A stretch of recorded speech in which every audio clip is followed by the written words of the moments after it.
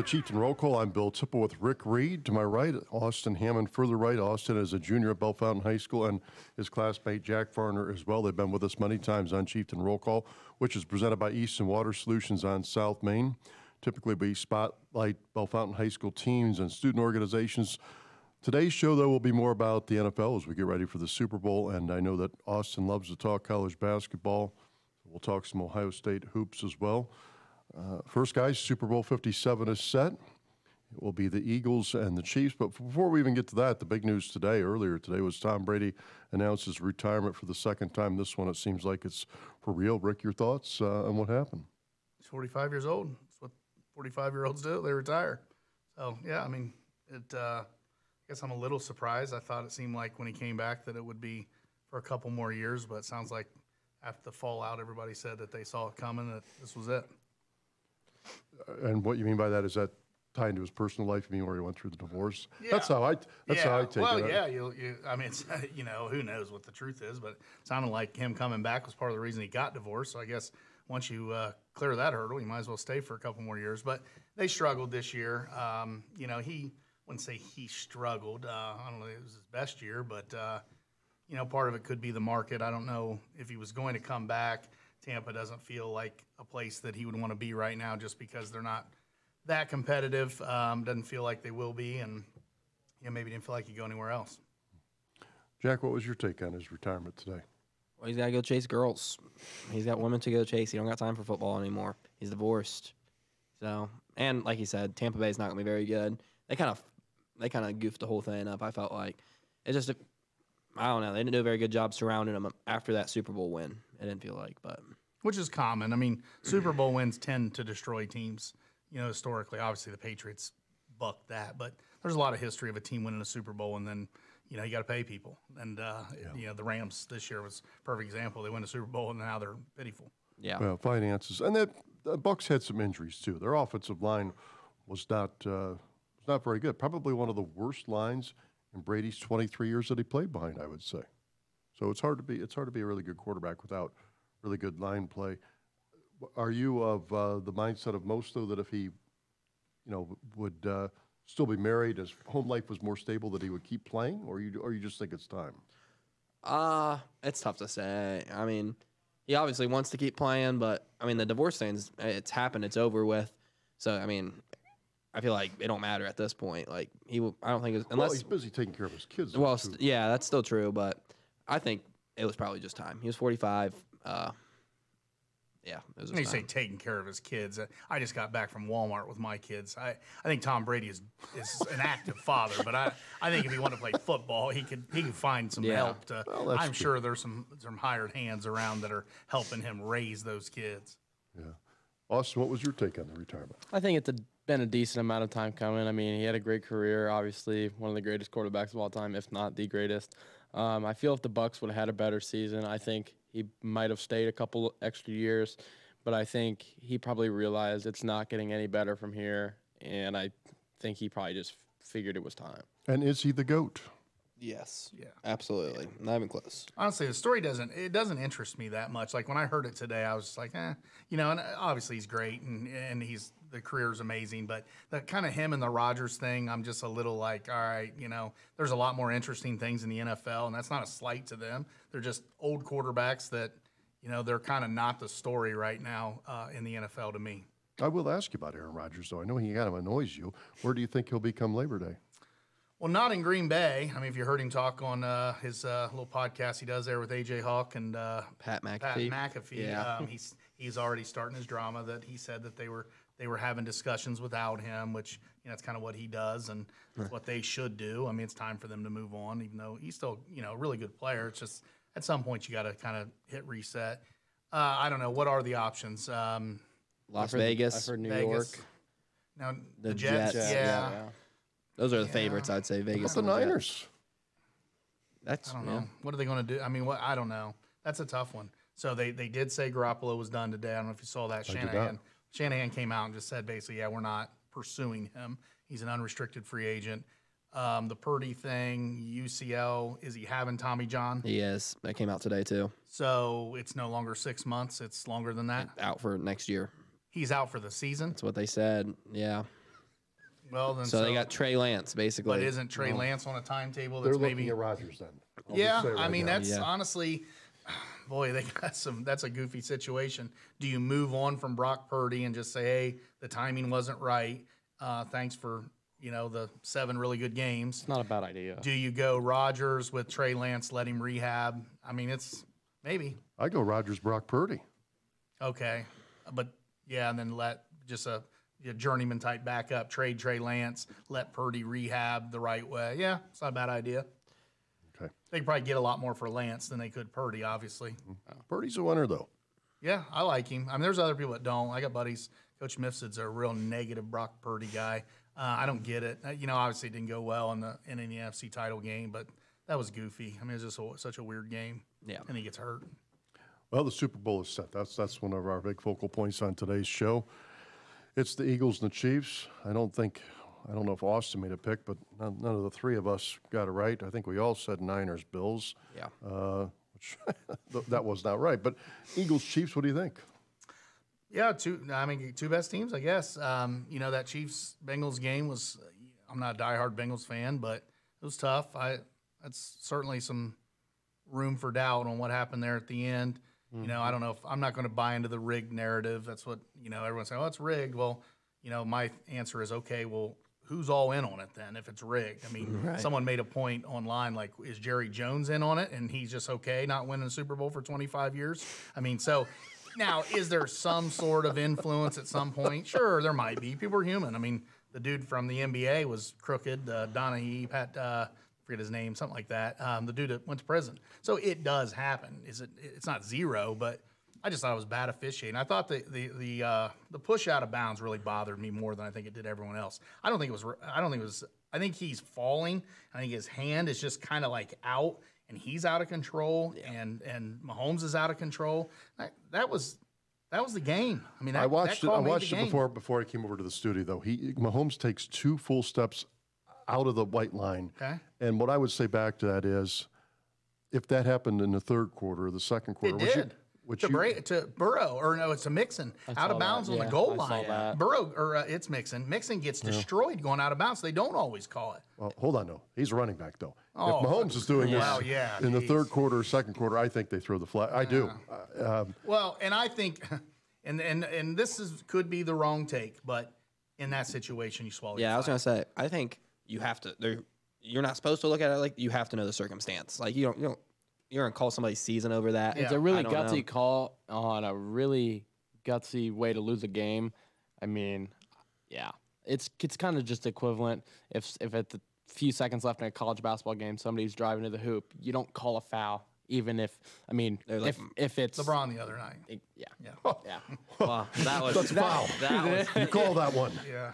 But if it's not definitive, I mean, it's not just something. It's not something you want to be called. But we're just canvassing a good counterpoint here. How many steps does Mahomes? And I was pulling for the Bengals. It's not the steps to me. I don't feel like there's major pushing. Like I feel like it's kind of like bracing. Yeah, that's what I thought. I don't think he drives him into the ground. Well, it was a little bit of a flop too. I know it's easy to say. You're running out of bounds just like he is, and you're kind of. To me, it looked like he was bracing. Now I didn't watch it 100 times, but it bothered me live. But a few calls bothered me live. I feel like they missed a couple holding calls on Kansas City. Yeah. The pass interference call, that was horrible. He is around his waist with his downfield shoulder, his upfield shoulder. He plays the ball. I mean, that's how you teach it. And he doesn't. I don't feel like he hooks him. You know what I'm talking about? Well, plus late in the fourth. The biggest one to me was actually not the Mahomes one, which I know you might say lost the game. It was when the Bengals had the ball and Burrow got smashed right in the head. That's a 15-yarder. Thought we were protecting quarterbacks. Well, I think it's a 15-yarder even in the old days. Right. I mean, they just steamrolled him. So that's why people say things like rigged. I don't think it's rigged, but Who was better? You're a good guy to ask as the coach. Chiefs, Bengals. Well, Chiefs won. I think they're pretty even, right? Yeah, I think it's really close. They play 10 times, it might be 5-5. Yeah. I don't feel great about the Chiefs, though. I know that you always look at the who's favored. Like to make some picks, we'll say. Who's favored? Or the Eagles by 1.5. When I looked yesterday, anyways. It's +1.5. But I don't feel as great about the Chiefs as I have maybe in some of their other teams because of just I don't think they're that and this is weird to say with Pat Mahomes. I don't think they're that explosive offensively. Kelsey's great, one of the best tight ends that I've ever seen in my life. Did they make any explosive plays Sunday? Well, the one where Scantling caught it in the end zone. Yeah, that was the one. Yeah, and that might have been it. And Kelsey on when they went for it, I believe on fourth down, he was like a 15, 20, probably 25-yard touchdown pass. Yeah, but I mean like big plays, like 30 and 40, like pop plays. Yeah, it didn't feel like they did. But I mean, obviously only scored, 20 so points. Yeah. It wasn't a high-scoring game. Mm-hmm. Yeah, what do you guys think of the Chiefs? Because most people, when you say Pat Mahomes, they pick the Chiefs. I'm saying right here, I'm picking the Eagles. So I'm picking the Eagles as well. I think losing Tyreek Hill in the offseason hurt him a lot. I know they picked up Juju Smith-Schuster. They picked up. But you felt like he didn't play a ton Sunday? I don't Maybe he got hurt. Hardman definitely got hurt. 17 or one receiver. They picked up Kadarius Toney. So, I mean, I think they gave Pat Mahomes, a few guys around him, but you can't just lose a guy like Tyreek Hill and be the same. So, and I don't think they'll make any explosive plays against the Eagles, so I think that's why I take the Eagles. I think Toney got hurt Sunday as well. He and Hardman. Yeah, it felt like late in the game they were playing some scrubs, right? Number 85, I can't even remember his name. Practice squad players. No, I don't think it's Noah. I can't. Gray's the backup tight end. His last name was Ward, maybe? Number 85. I mean, they had such a hodgepodge in there for skill players for Mahomes at the end. I definitely thought the Bengals were going to win if it got to overtime. Yeah, I did too. For sure. So, you think the Eagles are the best team in the league? Most complete? Yeah, I mean, I didn't, but it's right now trending that way. Yeah, I mean, they're a hard team to pick against. They're well coached. They do everything well. I mean, Jalen Hurts is, he's something. He's what was the stat I saw? 15 rushing touchdowns. Wow. Yeah, that's playoffs NFL record for a quarterback. Most rushing touchdowns in NFL history, I believe. For a quarterback, I think it's 15. Past Cam Newton. That is Urban Meyer tell you that, and I was always kind of a disciple of theirs. When they were running their offense, that when you can run your quarterback, it's life is a lot easier. Well, that was my next question. You're the technician out of our folks at the table here. What makes the RPO or run pass option? That's a big thing right now in high school, college, and pro. What makes it so tough to stop the Eagles' offense?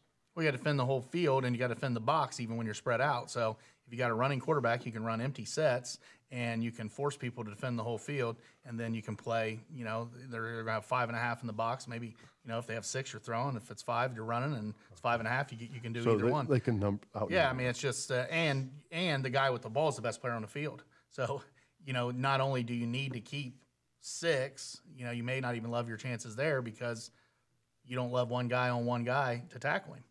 So, yeah, it's now the NFL, the knock on that is Lamar Jackson, and it's hard to stay healthy.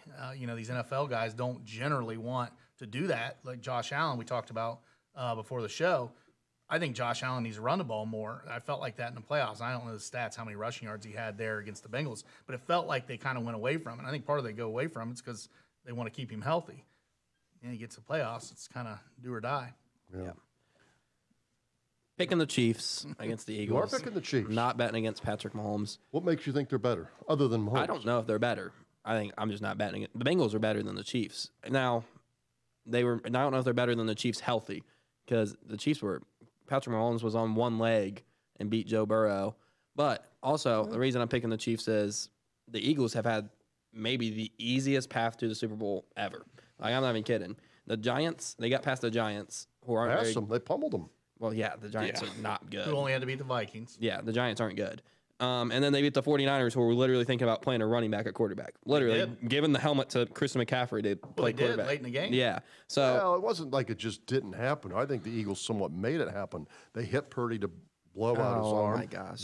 They concussed the other quarterback. So that's still an injury, though. I mean, they didn't hurt Jimmy G, and they didn't hurt Trey Lance. I mean, that's true. The 49ers were literally down to their 4th quarterback. Now, if the Eagles played in the AFC, they'd be the 4th best team. Bengals, Chiefs, Bills, Eagles. They might be. Yeah, I don't think it's crazy. I don't think so, though. I think the other thing you got to look at, especially you being a lineman, their lines are really good. Well, really good. I mean, Bosa, it felt like he was a non-factor on Sunday. Lane Johnson is really good. Kelsey's really good. I mean, I know what Jack's saying. I think I could sign up for what he's saying, that the Eagles would be the 4th best team, but I also think they have a chance to win Sunday. Now, next Sunday. We had said kind of all along that whoever came out of the NFC would be the underdog. I was surprised, and I actually knew that the Eagles were favored. I was just trying to get the conversation going. That really shocked me. Dow McDonald and I were sitting together after the games, and he said, what do you think the line will be? And I said, probably Chiefs -5. And he said, oh, no, the Eagles will be favored. And I said, oh, so the old, yeah, I'll bet you $5. Now, the line could move between now and next Sunday. I would guess some money will move that line. I would guess people beat up. Kind of what Jack's saying. There's going to be an element of, I want to bet on Patrick Mahomes over Jalen Hurts. Yeah, I think the Eagles could put it on him. Especially if Mahomes is still somewhat hobbled or which is a big if he gets hurt. Did Tampa put it on him the year that they played? That Super Bowl was Tampa and KC. Didn't they beat them up pretty good? Yes. Like it wasn't that competitive? Right. So it has happened before in a Super Bowl. And to the Chiefs' defense, so both their tackles, I think, were out. Mm-hmm. The offensive tackles and the Bucks rush just. That's super. Yeah. So. It's going to be a good one. It's a good matchup. Picking Chiefs. Not bad against them. Saying Eagles. I don't know. I really wasn't ready. 9 days out. I would probably lean Chiefs right now, but it's close. I would not feel comfortable if you told me, it mattered like what I answered. I would feel uneasy. Eagles. Give me the Eagles. So we have dissension. That makes our show interesting. As a Browns fan, I'm always looking for how to get better because they're usually not so good. And the Eagles, and I'm being serious when I say this, they were not very good a couple years ago. So what? I don't know how much you follow them. I follow them hit and miss. But how did they get so much better? Quarterback. That's how everybody gets better. Almost always. Not all. I mean, San Francisco is a little bit the exception to the rule, but isn't it always quarterbacks with Cincy, with the Bills, with the Chiefs? I mean, they all got better when they got great quarterbacks. Now, I think the Eagles obviously have built a good roster, and they obviously is this Sirianni's first year? Second year. So yeah, they made playoffs last year. Right. They hire a guy that they like. They've got a lot of good veterans. The Browns aren't far away. I mean, yeah, they could, if Deshaun Watson, we don't have to talk about the Browns forever, but it's not that crazy that if Deshaun Watson comes back and is a top 5 quarterback, which is what he was when he got in his problems, right? That could be the Browns, but it's not always that simple. I think it was big putting Devontae Smith and A.J. Brown on that roster. That's what I was just going to say. The A.J. Brown trade was big. Yeah. I mean, I think when you get a big quarterback, you got to have guys to throw the ball to, and I think that's another big reason. I think without those two guys, they are not in the game next Sunday. Yeah, you're right. We're going to take a break. When we come back, we will talk some more about the NFL, get Jack's thought after the break. And I know that some of the guys at the table want to talk some Ohio State basketball. They had a January to forget. We'll have more of our Chieftain roll call after this.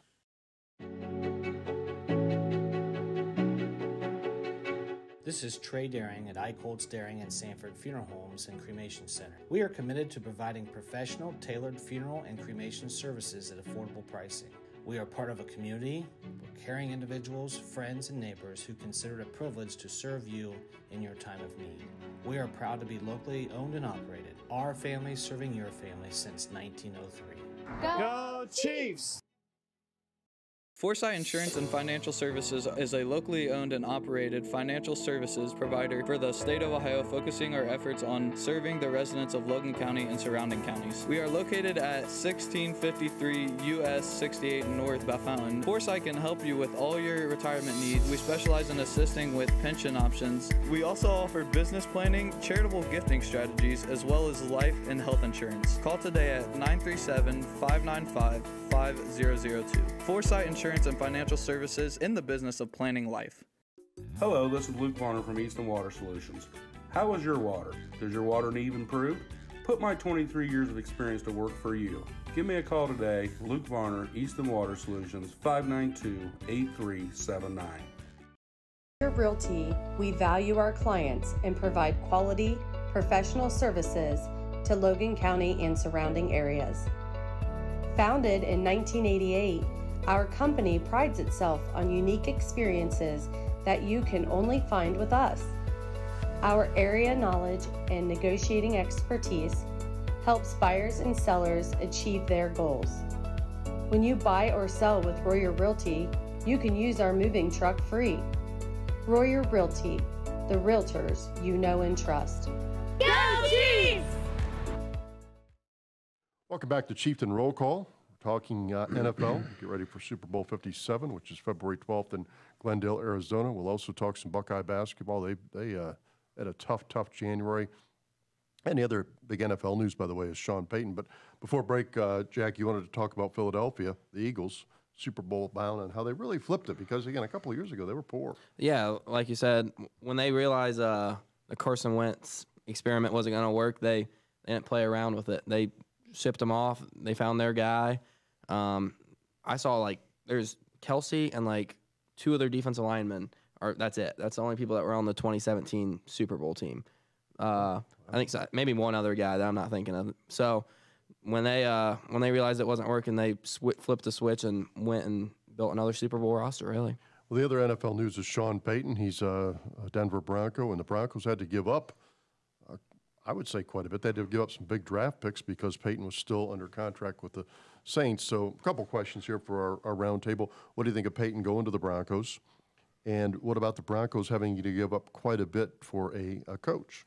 Well, piggybacking off what Jack said, to me, it's the exact opposite of what Philly did. Is they're mortgaging all their future draft capital for a coach and a quarterback. And I know I said you turn your franchise around with a quarterback. I don't know if you do it with a 32-year-old. Yeah. Is it weirdo? I don't know if that's the right path. I think it's an awful decision. I could be wrong. Awful decision by Denver or Sean? Both. Yeah, both. I think they both could do better. Yeah. I cannot believe it. I would have lost a lot of money if you told me that Sean Payton would go to Denver. I think Russell Wilson, I think we've said it on here before, it's one of the more bizarre things I've ever seen, an elite quarterback. Now, he is aging. I mean, the age does matter. Is he 32, would you say? Yeah, going that's about right. Going to turn 32 Sounds maybe? like, yeah. I watched him a lot this year, and there was nothing that made me say I'd want to get anywhere near that rebuild. And now they're losing even more draft capital, and they're spending $20 million, it's rumored, a year on Sean Payton or close to it. It sounds like a recipe for disaster. The other thing about that, with who's got the leverage? That's what a lot of trades come down to. Why would the Broncos just not give up minimal? What are the Saints going to do? Just hold on to a guy that's not going to coach their team? I don't know why you would give up so much for him. I think they would. I think, and then they could do the same thing next year, right? How does that work? Like, I don't know how long you can do it. I don't think they lose control. I think that, well, I don't know how that works. I don't get the feeling they were going to lose control, that they would have been in the same boat next year. There would have been 8 teams, 9 teams that have openings, and they'd all want Sean Payton as well. All right. I don't blame Denver for wanting Sean Payton, but I just don't think that that's the way to do it. I don't think trading away – I mean, and I could be wrong. Tell me an example of a team that traded away a ton of elite draft picks and it worked out. I think back, and this is way before these guys, I think back to Herschel Walker. Yeah. Well, what makes that somewhat hard to answer is not too many people trade away so many big draft picks. I mean, there's Ricky Williams, remember that? Yeah, that didn't work either. But still, over all the years of this, I mean, you're going back like, probably 30 years. It happens once every, I don't know, 8, 9 years. It just feels doesn't like happen. It fails every time. It does. Yeah. But I'm saying it just doesn't happen very much, too. Right. So I will say this, though. If you think Sean maybe needs to have his scruples checked, what would you do if you were him, if you could go back a week? You just wait it out this year and say, I'm not going anywhere? Yes. Or do you pick one of the – would you really put the full court press to go somewhere else? I don't think any of those jobs – I mean, if you're Sean Payton and you're making – first of all, he can do whatever he wants. He knows his life. I'm not going to pretend. Well, but from the outside looking in, you got a good life there on – what was he on, Fox? You're on Fox in the studio. You're making decent money there. I think the jobs that open up next year will be a lot better. Okay. I mentioned Cleveland. If Cleveland doesn't make the playoffs, they'll fire Stefanski. L.A. Rams, McVay, at any point, he was rumored to be leaving. The Jets, if they don't make the playoffs, that's crazy. Robert Saleh won't. I mean, 2 years about all those guys get. Miami Dolphins. They were talking about having to give him a vote of confidence. The McDaniel. Really? He had to come out and say it. Well, the thing is, the dude we talked about, he kind of acts funny in those conferences. That's funny when you're winning. When you start losing, they were getting on him pretty good. Yeah, the NFL's crazy. So I think there'd have been a lot better jobs. We'll see. But he's going to make $20 million even if he is wrong. What'd you think of the move by Payton to choose to go to Denver and to Denver to have to give up quite a bit of draft capital? Yeah, it's kind of a bizarre move.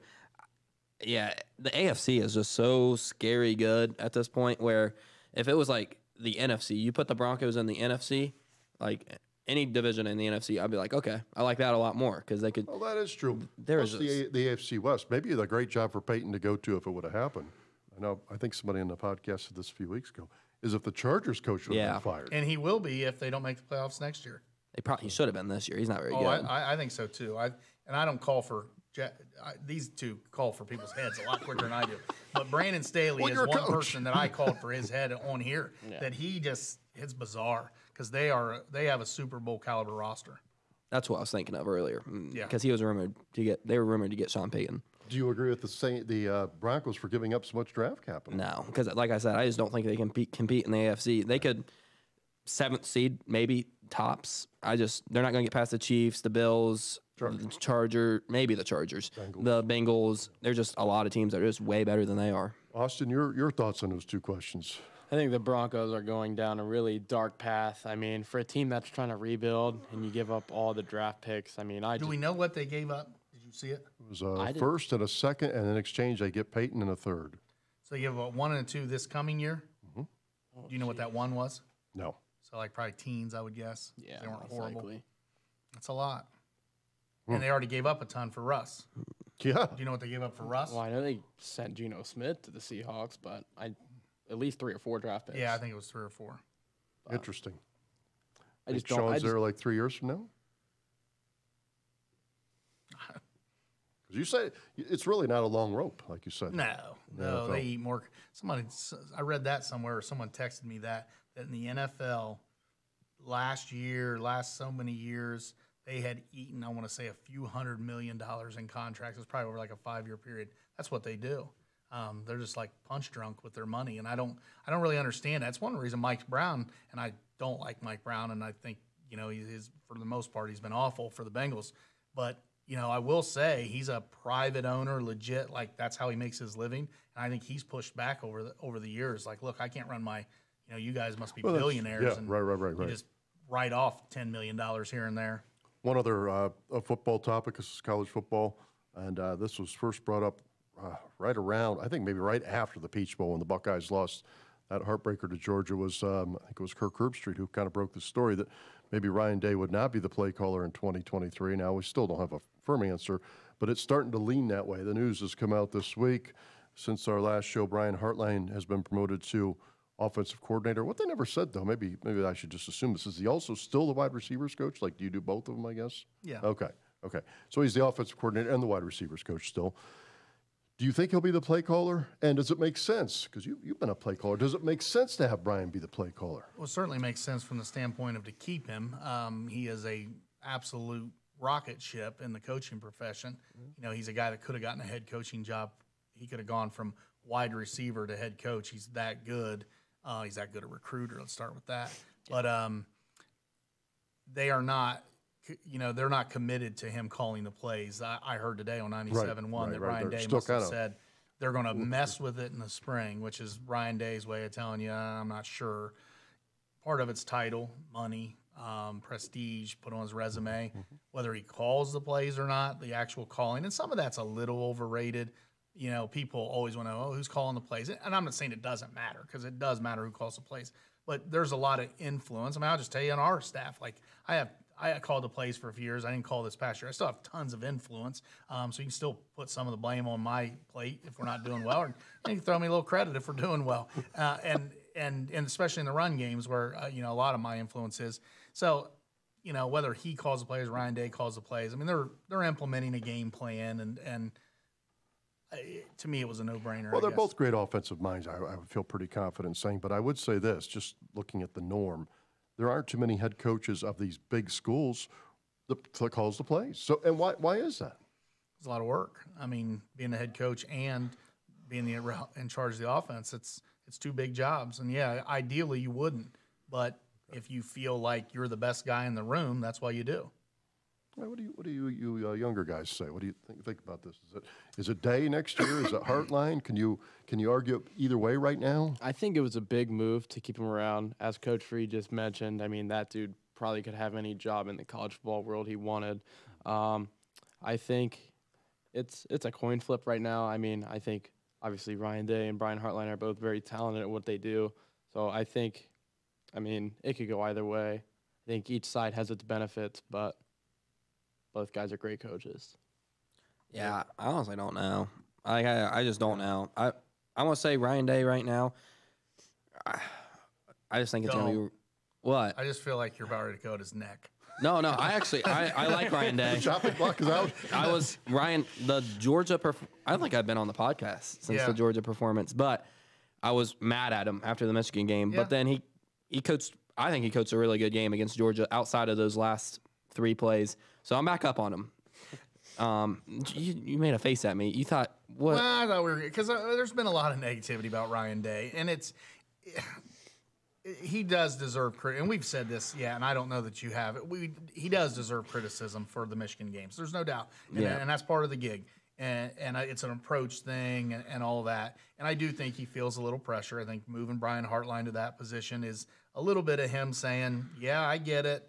Maybe I need to back up a little bit and be, the lieutenant, the general. I guess general's the right word for the whole program." Make sure that defense is right, which they've gotten a couple really big commitments the last couple days in the back half. The portal. The portal's finally coming through.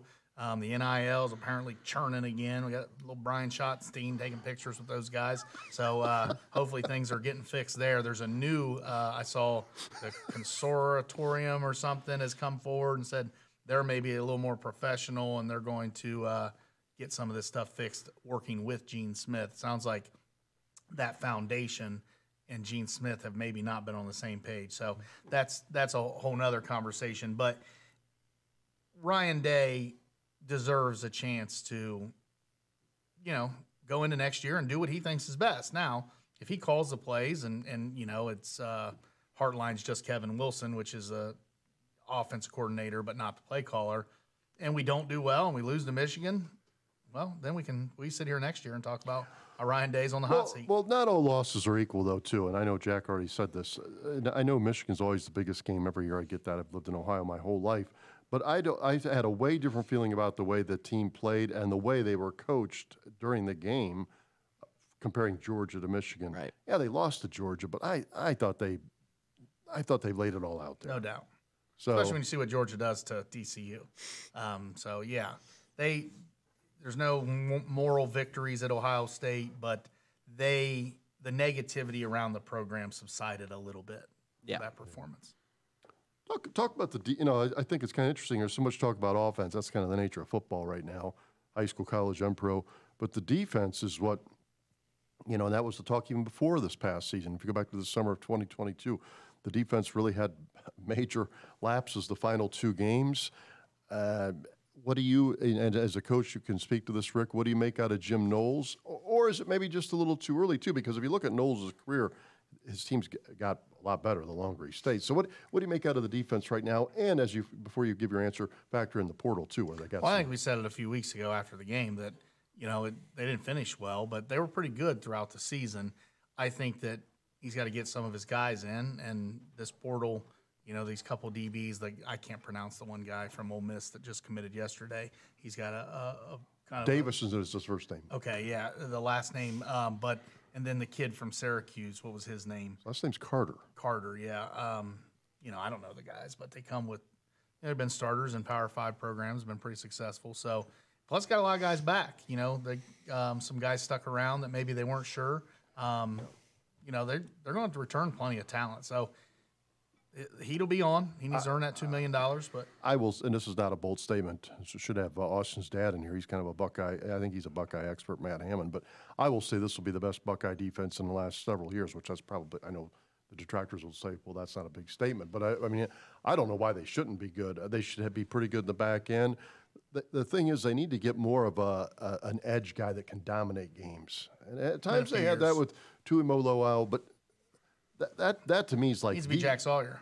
Yeah, but he hasn't really done it. A little bit flashes here, but to me, those are the teams that I heard this quote a few years ago. If you want to look at who's going to be great in the college football playoff or the pro football playoffs, who's got the best quarterback? You talked about that, and who's got the best defensive line? Yeah. So defensive line is where they need a dominant edge rusher. What do you? You guys think the Buckeye defense will be good next year? Great. You're not there yet. What do you think? I don't know if I'm going to get as far as great. Pretty good, at least. I think they'll be good. I think the linebacker, Eichenberg. He's back. the other one, Steel Chambers. yeah, I think we'll have a pretty decent linebacking core.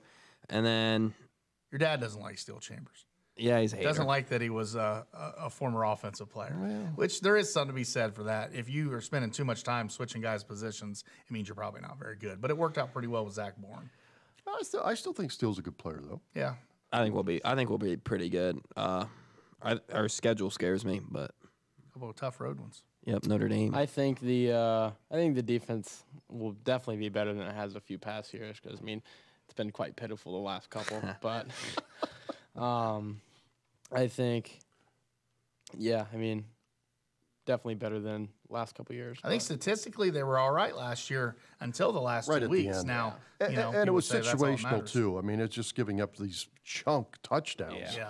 If they everybody talked about the kick at the end of the game against Georgia, and obviously the kicker missed it badly. But if they don't give up the chunk touchdown when they're up by 11, Oh, yeah. I think they win the game. So one other Buckeye football, then we'll go Buckeye basketball next. We'll all go around the table and make our prediction. Who's the starting quarterback for the Bucks come Labor Day? Between really a two-man race, I would guess. Devin Brown, Kyle McCord. I think it's debatable. Just like with Ryan Day, Brian Hartline, you could flip a coin. Both guys are obviously talented. I don't know what upside.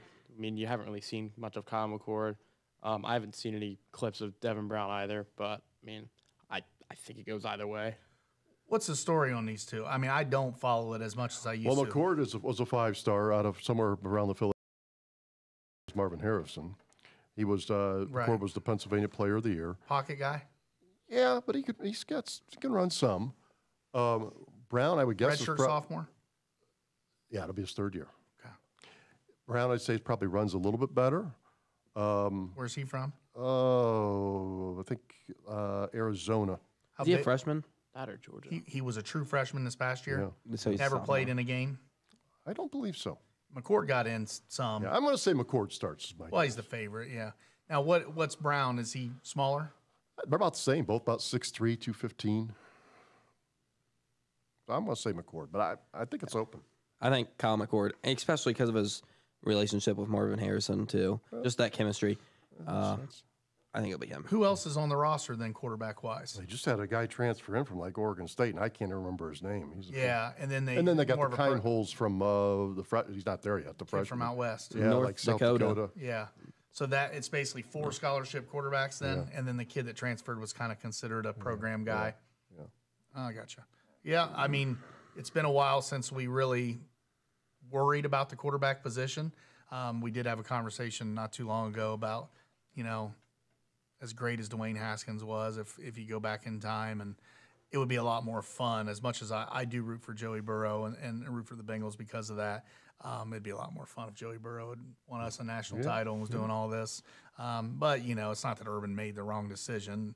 In hindsight, maybe, but Haskins was a lot better that next year than Burrow was down in LSU. That's true. But then in year 2, obviously Burrow was just maybe as took good off. as Phenomenal. we've ever seen. We'll shift gears to Buckeye basketball. I know that Jack's blood is starting to flow. Yeah, I'm ready He's to got go. the shopping block out.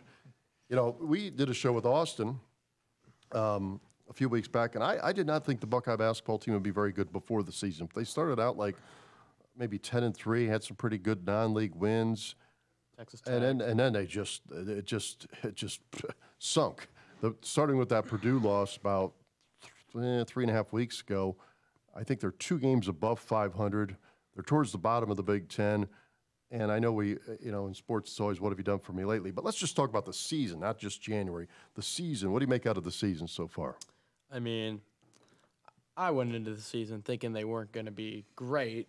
I knew great class, Bryce Sensabaugh, of course. Freshman. Nobody thought Bryce Sensabaugh was going to be a one-and-done kind of guy. But, I think you mentioned it. The season started off well, and then the roadblock in January has really killed them. To make the tournament, I think they're going to have to win out and probably win the Big Ten tournament at the very least. What's the problem? Why are they not doing better? I don't know if it's a mindset thing. I don't know if it's a coaching thing. I mean, it could be either. I mean, they have talent. I mean, Bryce Sensabaugh. They have Justice Suing. They have Zed Key. Thornton. I don't know what his first name is. Bruce Thornton. The talent's there. I mean, Their offense has just totally dropped off, though, starting with about the first of the year. Not in points, but also shooting. Yeah. They had a stretch for the last few weeks. They just have not been able to shoot at all. And a lot of it's 2-point shooting, not so much just 3-point shooting. What do you think about the season so far? Well, I mean, it goes back to that Purdue. Yeah, I mean, I was watching that game, and they blow that lead late. Turnover. That turnover there with, like, I don't know, Yeah. 20 seconds to go. You know, and at the time, it felt a little bit like a moral victory. Okay, you know, we were the number one team in the country. We had them on the ropes. Buckeyes were favored that night. Remember we talked about that on air? Yeah. They were favored. So Vegas knew something was up, and They usually do. they always do. And then they lose to Rutgers in overtime, I want to say. Yeah. And then that one kind of really. And then they started, lost to Nebraska, lost to Maryland, I think, maybe on the road. And it bounced back and beat Iowa and felt like, okay, yeah, maybe. And then just get pummeled by Indiana. I might be missing a loss in Illinois. there somewhere. Illinois right before Indiana. Yeah, well, yeah, that's right. But did get pummeled by Indiana. Now, I would guess they play tonight, tomorrow? Thursday night, home against Wisconsin, which I would guess Must the win. Bucks. that's a definitely win. I mean, they've got to Well, win that. they should. Yeah. I'm not betting my next Wisconsin's all right. I mean, I feel 12 like and they got 10-ish. They were similar records. See, I would have guessed a little worse than that. But yeah, I mean, they are they're a ship lost at sea. Zed Key's been beat up a little bit. He's missed some time, and then even then, Suing feels like, and I don't follow him the way I do football. I go in stretches. Suing feels like he's not playing as well. I saw some metrics like in the first half of the season, they were like really highly rated offensive efficiency and stuff, and they're still okay because they were so good. Even their RPI is still not that bad. I don't know that I agree they need to win out to make the tournament. They need to get moving. I don't think it's very likely. I think if they win like 7 out of their last 10 regular season games before the Big Ten tournament, I think they have a decent chance to get in. Lenardi had them, I want to say, like 2 losses ago, still in the tournament, which stunned me. I was watching the game, and they said that, and I was like, what? They're what? He had them like the 11th seed. I think they just have a lot of must-win games down the stretch. A bunch. Now, I feel like the schedule's a little bit manageable. It's better. It's getting better. But it's been manageable, and we've still blown that. It feels like there's some just middle-of-the-road Big Ten teams coming up. But, the Big Ten is supposedly really tough. That we've heard that. Now, I don't think we did real well in the NCAA tournament last year, did we? No. Like, remember we were had all kinds of like highly eight or 9 teams got in, but nobody really did much. Yeah, I mean the Big Ten's going to have to. It feels like we do that more than we should. The last few years. Like it feels like we need to have a tournament like some of the other conferences do when we're really good. When's the last time we won a national title? 2000. That's a joke. Honestly, that is a joke. If I was a Big Ten hater, which I'm not, I'm a Big Ten lover. That's a joke. How do we go 22 years and not win a basketball title? Michigan's came close a few times. Wisconsin came close once. Yeah, well, Buckeyes have come close. Yeah, Buckeyes Ohio have played State. for one title and then made the Final Four maybe two other times, I think. Well, here's the guy that's kind of like his father, with the chopping block is out with the coaches. Oh, yeah. And before you answer it, by the way, I looked this up today because money does matter here. Chris Holtman back in, I believe it was May, so about 9 months ago, signed an extension all the way through the 28 season, so 5 more seasons. Yeah. So if they get rid of him, they're going to eat some money. And I preface that so you know that going in. What do you think they should do? I said this last year. Why were we giving him the contract? We said it on here. What was the point of the contract? I mean, have we made the Sweet 16 since this dude's been here? Okay, so his accolades are making one Big Ten championship game that we lost.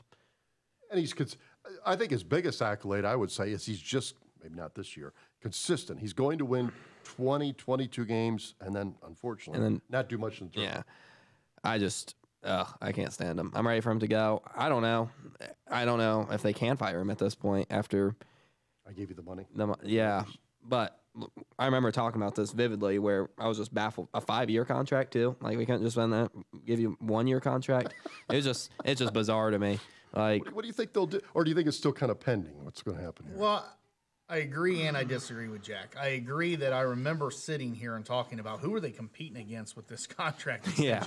Like, to me, you extend people when you're might like, leave. you want to keep them happy. Yeah. I mean, no one was beating down their door to say, hey, we got to steal Holtman from Ohio State.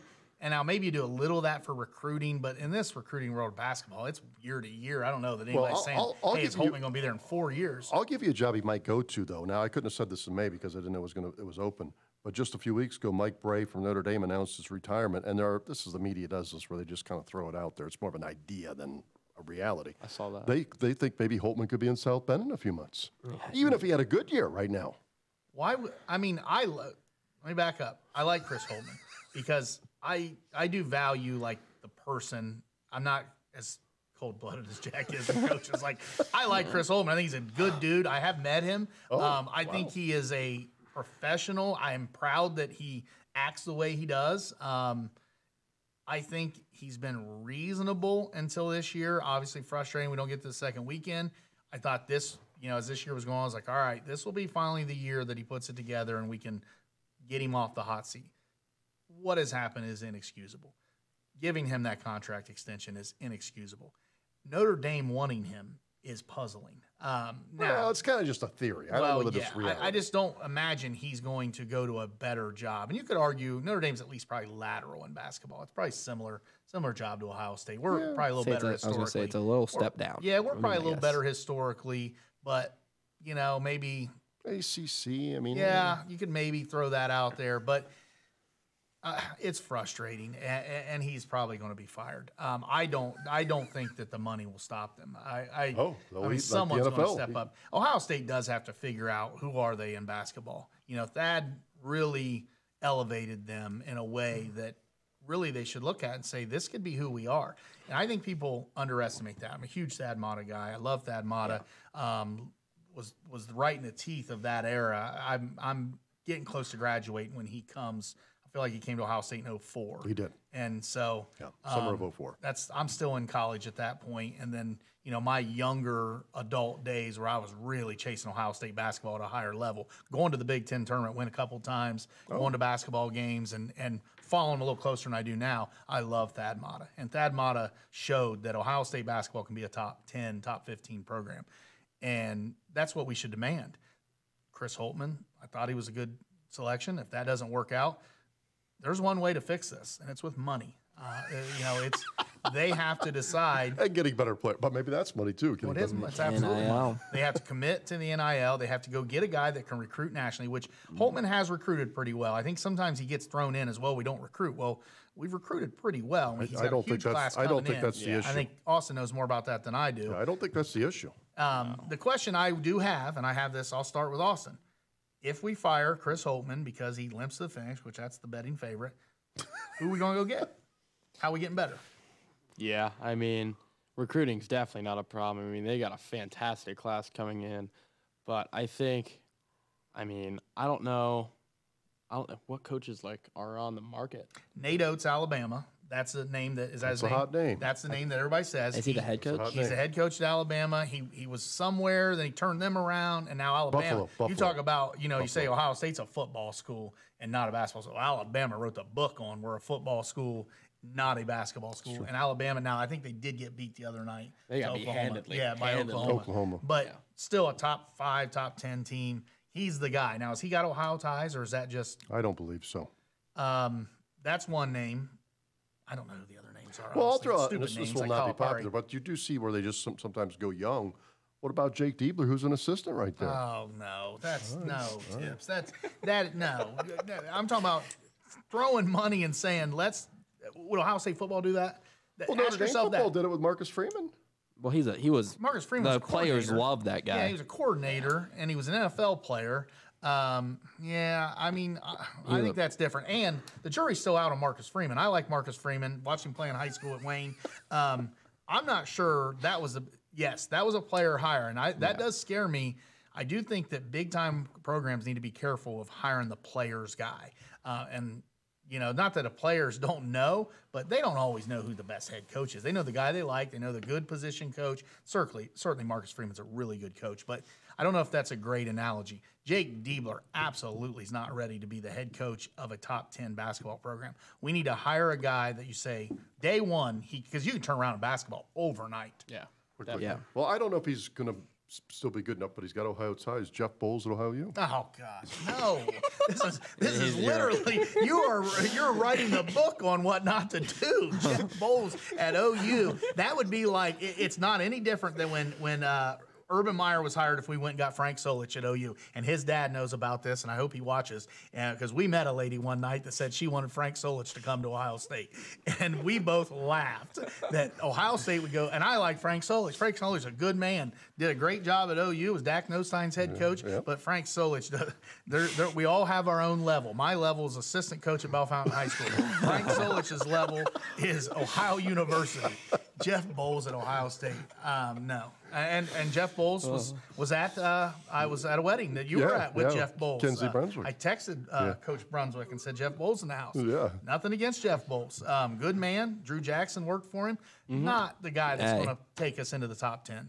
Has he made the Sweet 16 more than Holtman has? No, I don't believe so. Did they not make it that one year? Ohio was in it? Not under Jeff Bowles. Okay, it was a different guy then. They My maybe bad. have at one point, but it definitely It was like wasn't a Bowles. few years They ago. made it and last year. It was before. Or it was Jeff. two, Was it? It was 2 2 years years ago ago. when they It's beat tough to answer Virginia in the this. first It's tough to round. answer this question Well, I might because be saying this all wrong. Maybe Yeah, Bowles got hold it. on now. you're asking us who, and that's a fair question. You're saying, well, if it's not Chris, who? It's sometimes hard to come up with just a name, though. I'm not trying to evade the question. Agreed. I've given you some answers, which you've totally smashed. Well, like a some bug. people have said But, silly names like John Calipari. That's not happening. No, not even close. They've said Sean Miller. It's not happening. Sean Miller is caught on tape being crooked. I mean, literally, the FBI, I believe, is who had the tapes, right? That Sean Miller, when he's at Arizona, is to saying, Well, and pay I can't players. even remember this fellow's name right now, but they're doing well. How about the Xavier head coach? Yeah, that is Sean Miller. No, Sean Miller's he's not at Xavier. Is he back at Xavier? I think he is actually. He is back yes. at Xavier. Well, no, not Sean Miller. Okay, well, he's doing we well. Can't go that Not dirty. saying he's straight. Now, Good season for the now his Musketeers. brother Archie's at Rhode Island. I happened to catch that. I was watching a UD game. The quick answer, I don't know. I wonder if the NBA has got some guys. I know that doesn't always work. You look at Patrick Ewing in Georgetown. That's been a total train wreck. Yeah. But there are some guys in the NBA that maybe they could look at coming back down. But Get who's the old Michigan coach? Bring him in. The guy that left for the Cavs and then got fired by the Yeah, Cavs. but he's 70 he's old, years, yeah. 7 years He's old. old. Austin knows a lot of college names. Anybody that comes to, I mean, Nate Oates is a hot name, but anybody else? I think the Tennessee coach is good, but again, that's the age thing. Bruce Pearl? Rick Barnes. Oh, Bruce Pearl's gone. Yeah, Bruce he's in is, Arkansas now. Auburn. I believe. Auburn, yeah. But any names you can think of? I mean- Austin, kind of an up and comer. Anybody that's like an up and comer? I guess going with Coach Reed, I think Nate Oates would be a great addition. But I think if Ohio State wants to make the second weekend or just make the tournament and play well, I think they're going to have to spend some money. And, I mean, I'm not saying go get a veteran coach, but, I mean, not a certain name comes to my head, but I think they just find somebody they think is going to be the guy. Who's the guy at San Diego State? I don't know, but they've been pretty good. They've been pretty They good. beat Ohio State. Yeah, I they've mean, been pretty good. And Ohio State would pay him a lot more money than San Diego Last time I State knew it would. was Steve Fisher. That's been a while. Yeah, but I'm not so sure. Which Jack's probably going to come over here with the right hook on. But I'm not so sure Holtman gets fired though. First, we have to see, and you told me this a couple days ago. It's pending how the second half of the season goes. But they are pretty young. They've had good recruiting classes. I'm not sure. I'm going to say better than 50-50 odds right now that he is back next He year. doesn't get fired if they don't have a replacement. I agree with that. If Gene Smith can't figure out the answer to the question we've been throwing around that none of us have a clue about, he won't fire him for no reason. I agree with that, especially if the money's big. Well, it's 5 more years. I'm saying better than 50-50 odds that he is still there. I know Jack is probably vehemently disappointed, but how do you think they'll finish though? Because Crappy. yeah, I know that would be your answer, but I mean, I do think that this could be somewhat fixed the next few weeks. I don't know if they're going to beat like the Purdue's if they have to play them in the Big Ten tournament, but the rest of the Big Are they Ten. going to make the Big Ten tournament? Everyone makes yeah, it. We're back to that. It depends whether you get I think first 4 get a bye. I See, think everybody. there for a while, you had to make the Big Ten tournament. Yeah, I think everybody gets Everybody in. gets in. But I don't think the Big Ten's so good. There's teams that are unwinnable games, though. Definitely. I guess you could argue Purdue. I know that the Bucks barely lost, but they lost to Rutgers. They can beat them. They could beat Nebraska. I don't know if they can beat Indiana. They got pretty hood stomped. I think the Big Ten's just rare because, literally any night, anybody could win. Yeah. That's Right. the thing. So- Michigan almost beat Purdue. Ohio State did. Maryland did. Yeah, Three And point game against Maryland. Maryland lost to Michigan, I think, badly, then beat Michigan, if I Yeah. remember correctly. Yeah. You're saying pretty good odds, though, that Chris is done. Right? Yeah, I don't know. Yeah, I hope. Okay. I think he's going to come back as of right now in this podcast, February 1. What do you think? Or are you going with the pending? Yeah, you're probably right around that 50-50. First of all, how do they finish? He will be gone if they continue down this descent. Yeah. He will be gone. I think the pressure will get to be too much. But Ohio State basketball, they have a lot of challenges. That Schottenstein Center continues to be an issue. And I do believe that it's a real issue. It is a thorn in their side. That place is awful. It is. So what's it, 25 years old now, about 1990, a year after I graduated was when the state wrestling tournament went there. So I it's assume it was probably fairly new then. Yeah. It's a bad environment. And I'm not saying that makes them bad, but I think if Ohio State could do it over again, they would never build it. So what do they do? I mean, we're not far away from them saying, okay, what do we do with the future of our facilities? I don't know they're going to be in the business of building a new one. Everything I hear is that St. John's is not an option to go back, even though you're going to find people that want to do that. I just don't think in this day and age they'd have to put in so much money. I think the place is very dead. And I've been to some games where I felt that way. But I also think if you get the team good enough, which this is kind of the obvious, that you can change that dynamic. If you have a really I've been there on some good teams, and I still wouldn't call it Cameron Indoor. It's better. Agreed. Yeah, when Scooney Penn was there, and when Greg Oden was there, and Jared Solinger, it was better, but it still wasn't a facility. I think and I don't want to sound like sometimes that's a little bit of a cliche, but I do think it hurts the Buckeyes. I think it hurts the recruiting. I think it's harder to be a basketball school when you have such a sterile environment to play in. I know the Longhorns just built a new arena, and they've been playing well lately. But So Texas built a new indoor arena. So your answer is pending on how he finishes. Yeah. Do you think he's back next year? I agree with everyone else. It depends on how they finish. I mean, for some reason, they miraculously make the tournament. I don't think they make it past the first weekend. But I think if he doesn't make the tournament, he's got to be gone. Because, I don't think he missed a single tournament at Butler. Yeah. One more name. He's not that old. Thad Matta. Yeah. How old's Thad? 56? Really He's close at to Butler, mine. I think. He's I think he's about 55. He's at Butler. He's at Butler, right? Yeah. How are they doing? No, he's an assistant at Indiana. No, he's at Butler. I think he's the head coach at Butler. He's the head I think coach he at is the Butler. head Yes. coach at Butler. Yeah. How are they doing? I don't know. Same season as Ohio Which State. I don't even care how they're doing because I know how Thad Matta can coach. More importantly, how is his health? Don't know. Obviously, you don't know where he's at, so you don't know. Yeah, But I thought he was an assistant at Indiana. I was under the impression, no, I'm almost certain he's the head coach at Butler, but I haven't heard much about him this year. Is it that crazy that if he was interested, now is he bitter? Like when he left, was he bitter? He moved to Indianapolis pretty quickly. Well, that's where he's from. Yeah, I don't know. I'll throw that name in there. I'd sign up for that. But let me look at it like this. If you look at the other, we'll just say Big Ten.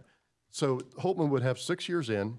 He makes the tournament every year, but his last one, which I know is the most recent, and he gets fired. I would think that doesn't happen so much at these other schools.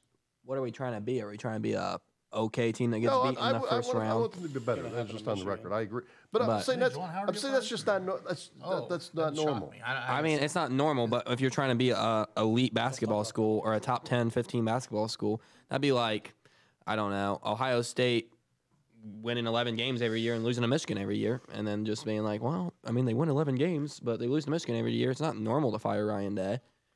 Tips, I don't think it's crazy. I mean, and I've defended Holtman. I don't think it's irrational to fire a guy 6 years in if he hasn't gotten to the Sweet 16. I think that's probably, if you're Ohio State, that's probably kind of your line in the sand of, hey, it's not, we got to make kind of, you'd have barometers, you'd say, as a program. We don't expect to win a national title every year, but probably we need to make the tournament, 80% of the time. So let's say 4 out of 5 years. We probably need to win a Big Ten title about once every 5 years. Sweet 16, once every 4 years type thing. 3 years, 4 years.